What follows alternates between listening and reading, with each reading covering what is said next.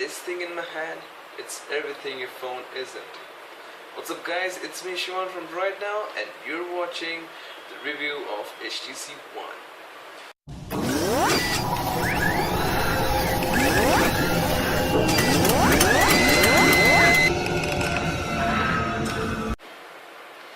Okay, so let's start with the basics.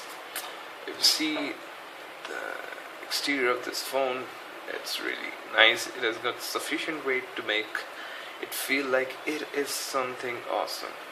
So on the front you have a gorgeous 4.7-inch screen which is full HD.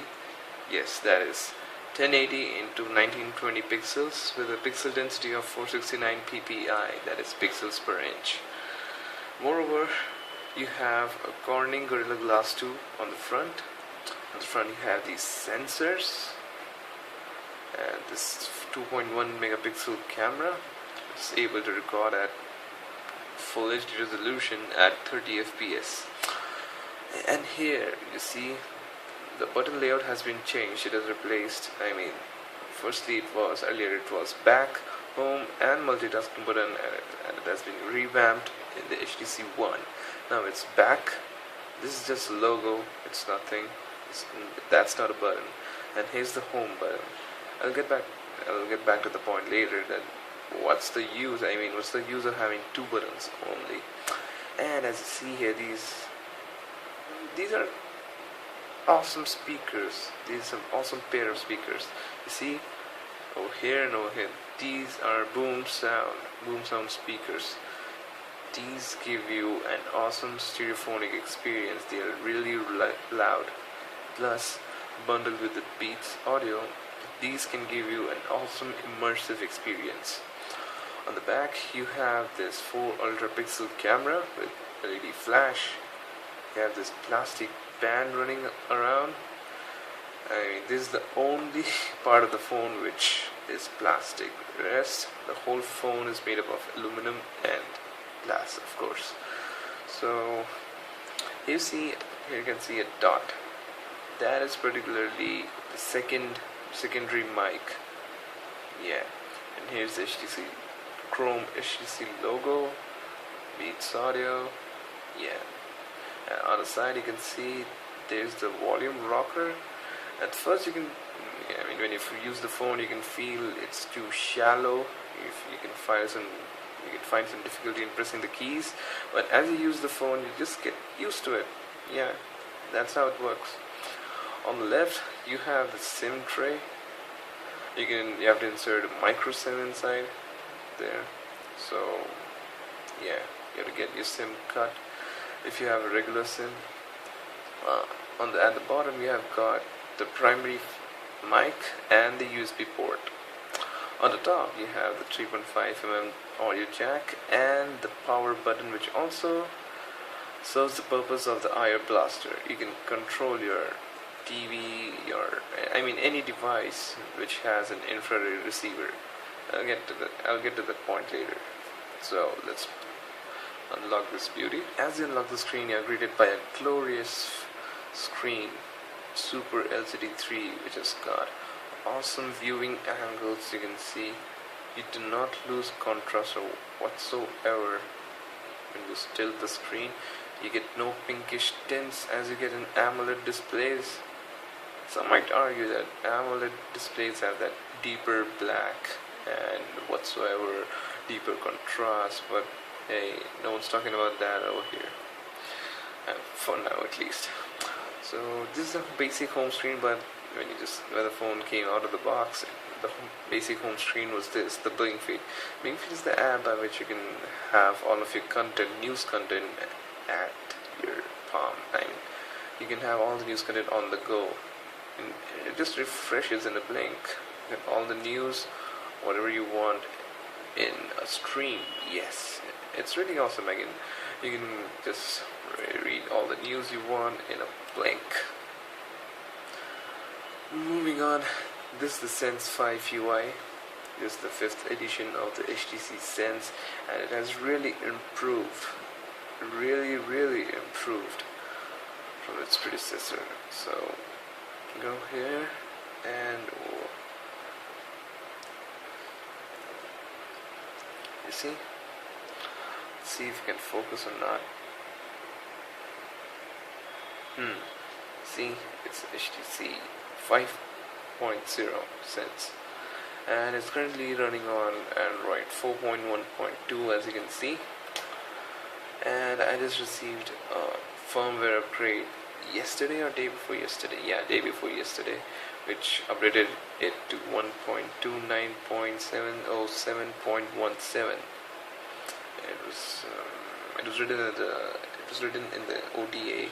I mean that over the air firmware upgrade, that it has some system fixes and enhancements. So never mind, it's good. Moving on to the hardware part. This phone is locked at 1.7 gigahertz and it uses Qualcomm Snapdragon 600, which is really powerful. Yes, it's really powerful. And let's see, wait. System information you can just see here.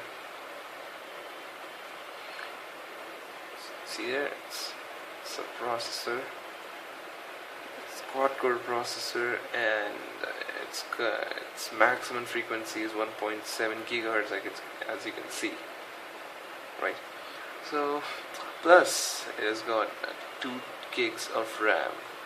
That's so awesome. I mean, my own Ultrabook has 4 GB, and who knew that mobile should be having above 1 GB, RAM above 1 GB. That's really nice of HTC, including 2 gigs of RAM. Seriously, that's nice. It really helps in multitasking. So let's run a benchmark and see how it fares among other phones.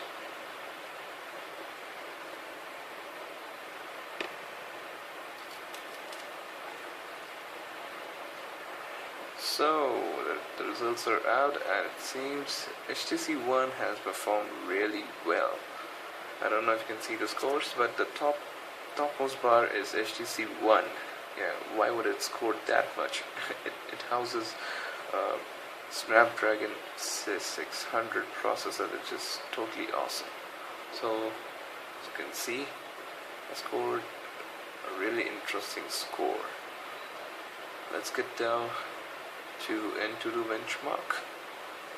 See how it fares there. Let me tone down the brightness. I hope it will be more visible that way. So I had run a benchmark previously and the scores were quite amazing. Yes, so let's test again and see if the scores improve.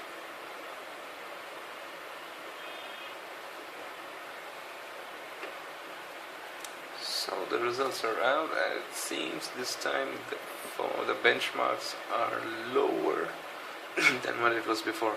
It's usual. I mean, it's normal to get a fluctuating score, but it's above 20,000, which is really impressive.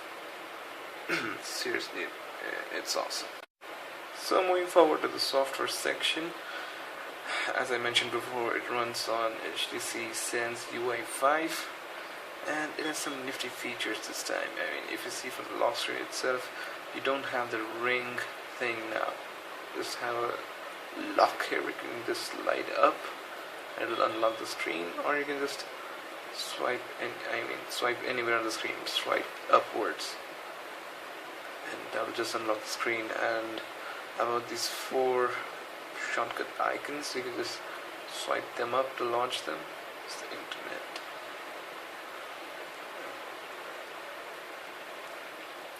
Camera, camera, and you can just start shooting.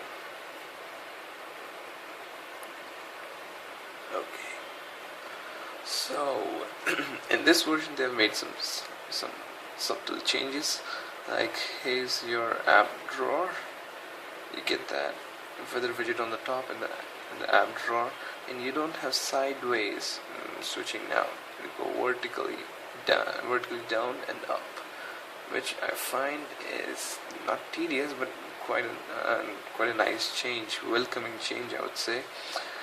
And that's it. I mean, if you want to customize something, as you don't have that, what do you call those, option key, or in the previous other previous devices you had that if you long press the multitasking button, options menu would open, but here you don't have that thing. You just have the back button and, the back button and the home button. If you double tap the home button, the multitasking UI will show up, and this time HTC has done a really good job, because the 3D interface, although looked cool, but in my honest opinion, it wasn't that good. I mean, it was nice, but tedious sometimes.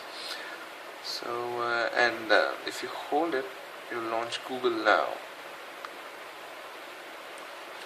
So if you want to arrange these grids in another manner, you can just tap, you can just swipe down, you get a bar here where you can search, go to Play Store and get some more options.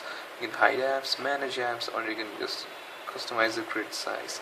You can do it to 3:4 and you can get this way too spaced out icons. I don't know why this is there, maybe for those who needs too much free space on the app drawer or what, I don't know. But I like the 4:5 grid, and it looks good. Yeah, it's really good, looks good. Like all other UIs and Android skins, you've got these folders. Yes, I mean, I don't like to clutter my app drawer with too many pages, or I'm saying pages because when you scroll horizontally, you call that pages, right? So I just group them up in small folders like tools. This was already there in the starting, so I just added my other apps over here: productivity, social networking, Google on Google stuff, games, and benchmarking tools, another VFX thing, and miscellaneous. So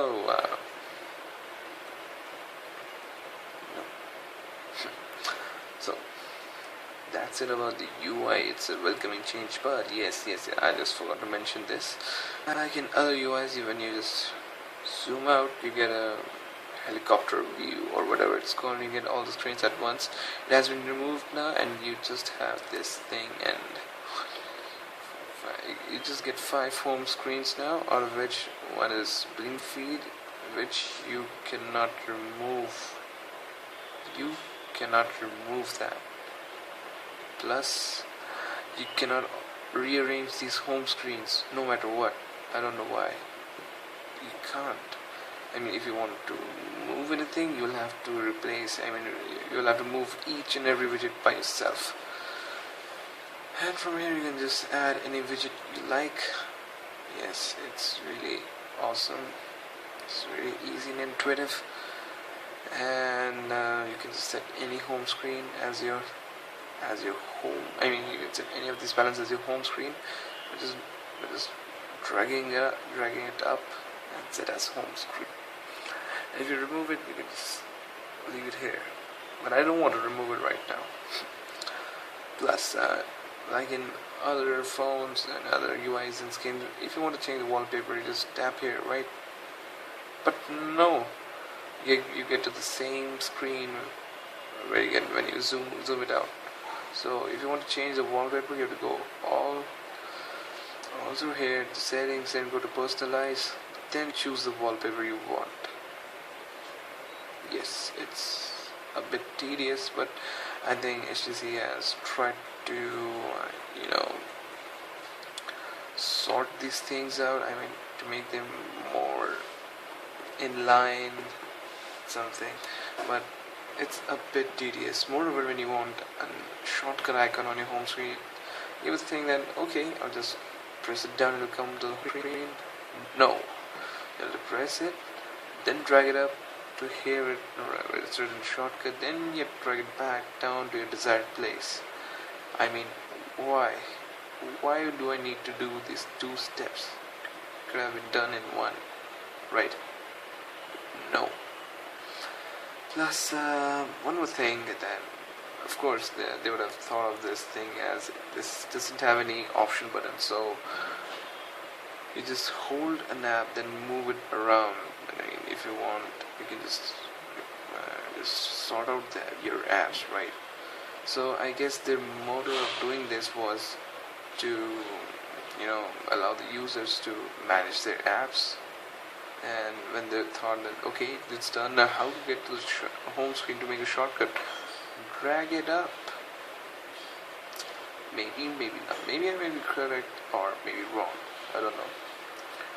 So that's all about Sense 5. I mean, the icons have changed a bit. The menu is still same, and yeah, Beats Audio. Everything pretty much the same. Yeah, but I would say leaving out some cons of this UI is totally perfect. Really awesome. I mean, better than TouchWiz, I would say. So this is the part where I wanted to show you guys how Stills Black is so, I mean, it looks good, but it performs badly when it comes to hiding these finger prints, whatever you call it. And believe me, I'm not that messy, I'm not that oily, my skin is not that oily, but still, you just get those finger oil on this surface, you can see. So that's it. The silver one is pretty nice. I mean, it does a pretty well job in hiding those fingerprints.